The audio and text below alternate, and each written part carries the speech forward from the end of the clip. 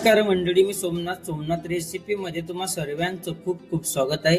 आज आपण बनवणार आहोत कणण्याची भाकर. जी भाकर ज्वारी आणि उडीद याच्यापासून तयार होते. चला मग तुमचा वेळ जास्त वाया न घालवता आपण आता आपल्या रेसिपीला सुरुवात करणार आहोत. अगोदर आपण प्रिमिक्स बनवून घेऊ.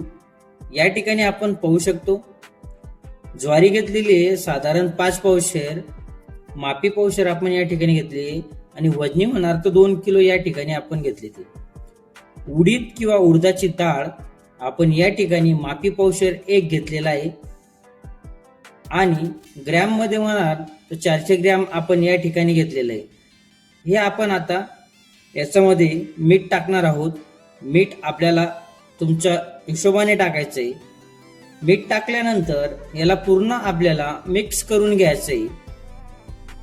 तुम्ही पाहू शकता हे पूर्ण आपल्याला एकजीव करून घेतलेले आहे. आपण आता गिरणीतनं आपण दळून आणणार आहोत.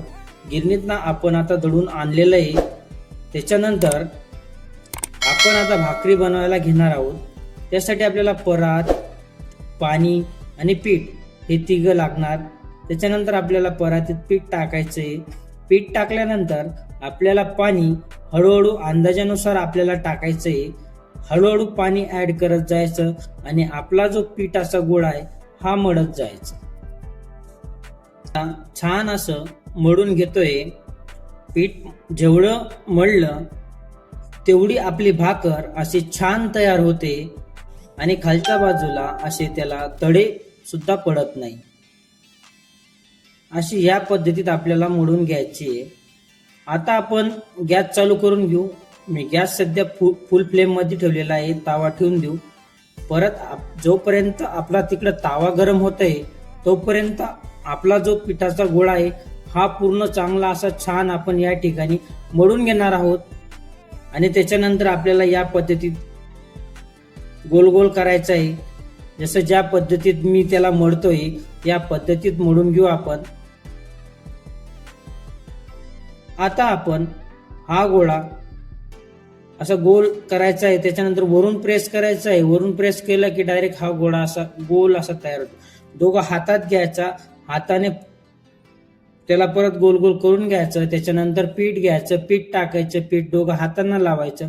परत हा गोळा परत आपण थोडं असं याला वाळवून घेणार आहोत. त्याच्यानंतर जी बाजू आपली उलटे ती बाजूला आपण बंद करून घेणार आहोत आणि आपण या ठिकाणी थापायला सुरुवात करतोय. तुम्ही या ठिकाणी पाहू शकता की आपली जी भाकर आहे ही एकदम छान अशी थापली जाते आणि जो भाग आपला उलटोय तो परत आपण बंद करतोय. आता आपली भाकर थापली गेलेली आहे. आता आपण टाकायला घेऊ. गॅस लो मिडियम ठेवायचा आहे. भाकर टाकल्यानंतर वरून आपल्याला पाणी टाकायचं आहे. खालची बाजू ही वरती यायला पाहिजे आणि वरती बाजू ही खाली यायला पाहिजे भाकरीची ताव्यावरती.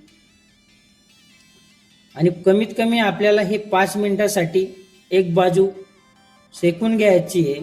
4 ते 5 मिनिटं लागतात एक बाजू शेकायला.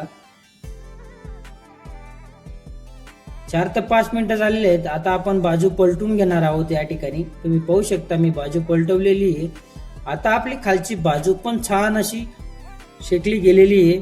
त्याच्यानंतर आपण परत याला पलटून घेऊ. पलटल्यानंतर आपल्या भाकरीला आपण ताव्यावरतीच पोपडा येऊ देणार आहोत. छान असा खालची बाजू पोपळा आलेला आहे आपला. शेकली पण छान गेलेली आहे. आता आपण गॅस बंद करून देऊ. गॅस बंद केल्यानंतर आपण तुम्हाला आता पोपळा काढून मी दाखवत आहे. भाकरीला असा छान असा पोपळा आपला आलेला आहे. या ठिकाणी पाहू शकता तुम्ही.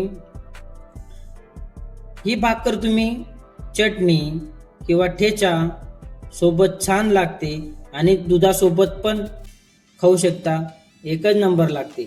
आपण आता भाकरीवर चटणी टाकल्यानंतर वरून थोडं तेल टाकणार आहोत आपण. तेल टाकल्यानंतर सोबतच आपण आता या ठिकाणी कांदा फोडून घेऊ आपण खायला. कांदा पण आपला आता फोडला गेलेला आहे. त्याच्यानंतर आपण लोणचं घेणार आहोत. लोणच्यानंतर उडदाचा पापड, काकडी आणि टमाटा. आपलं प्लेट आता या ठिकाणी तयार झालंय. व्हिडिओ शकता तुम्ही. व्हिडिओ आवडला लाईक शेअर कमेंट आणि सबस्क्राईब करायला विसरू नका. लवकरच भेटू पुढच्या व्हिडिओमध्ये.